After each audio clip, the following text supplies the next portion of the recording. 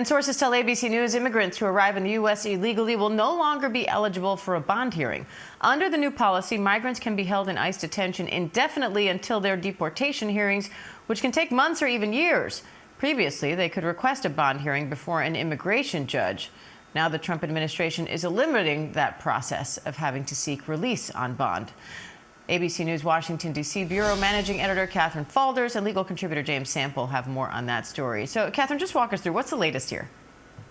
Yeah, well, the latest on this came in an ICE memo that was obtained by ABC News. And it's a major reversal in this policy that is surely to be challenged by the courts. But this new policy, of course, is regarding immigrants who arrive in the country in the U.S. illegally. Now, previously, they were, for the most part, they were able to go to a bond hearing and seek bond pending their detention hearing. Well, this major reversal came in a memo from ICE, from the acting ICE Director Todd Lyons, who says that the policy of the administration will now be for them to not be able to have bond hearings. And as you mentioned, those deportation hearings, those can take months or even years. So that means millions of people are unlikely to be entitled to bond hearings. And then, of course, that raises questions about the prison system and the capacity. This is millions of people we're talking about.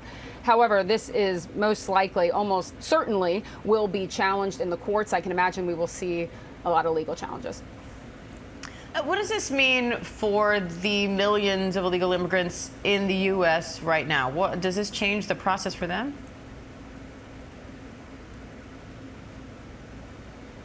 Well, Diane, for the millions who are already here, sorry, I didn't know if that question was to me or not, but for the millions who are already here in terms of if it will change the process, I think that's an open question. I think that this is a memo that was sent last week, of course, by the acting ICE director, and there will be lots of questions about exactly how this will work. Of course, this comes as the immigration judges across the country, a lot of them have been fired. There's a shortage of immigration judges, so it still remains to be seen exactly how this will be implemented for people who are already here, who maybe have received a hearing, who had a hearing on the books. A lot of that reporting still needs to be done, but at least this policy change did go into effect, according to the memo, we believe, last week. They're citing a legal code that, again, will be challenged throughout the court system. I don't believe there's been any legal challenges on this yet, but it's something that we surely will see.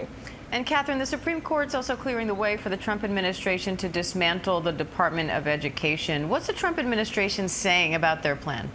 Yeah, so the White House is saying they're moving forward with their plan. And President Trump, for his part, posted on his social media platform, the United States Supreme Court has handed a major victory to parents and students across the country. So they surely are celebrating this. It's worth noting that the Department of Education oversees billions in dollars in funding to help students in low-income communities and students with disabilities.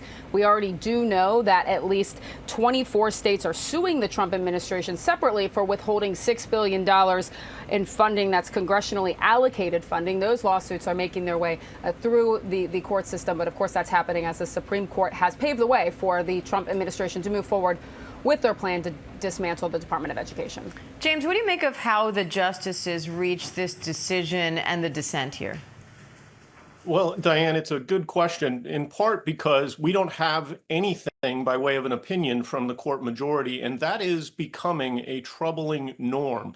It's becoming a troubling norm over the last couple of years, and especially over the last couple of months. To put this in perspective, the majority decision here, there's nothing written. There is a dissent, which goes in great detail as to its criticism of what the majority did, but in a 6-3 decision, this is, in just the last 10 weeks, to put this in perspective, in the last 10 weeks alone, this is the 7th time that the Supreme Court has issued an order without any articulated rationale, without an articulated decision itself, but with very, very significant and real consequences downstream and for real people. It's certainly real people who lose their jobs, real people who may not get the services through the Department of Education that they were previously entitled to, and which they are statutorily entitled to receive. So the question here ultimately boils down to a line drawing exercise.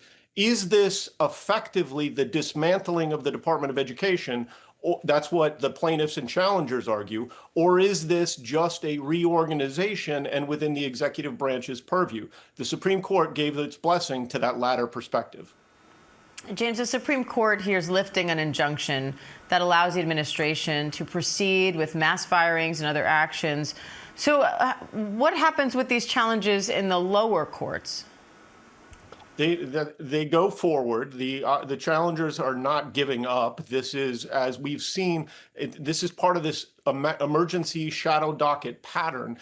In a sense, the Supreme Court is weighing in on these cases early before they've been fully litigated, and then the consequences play out. The individuals lose their jobs, but the challenges to the legality of what's happening go forward in the district court, potentially in the First Circuit Court of Appeals, which is already hearing a portion of the appeal in this case. And then it could make its way back up to the Supreme Court again to rule on what's known as the merits of the issue. But in effect, the merits are already, I don't want to say predetermined, that would be too strong a word, but it's very, very close to that.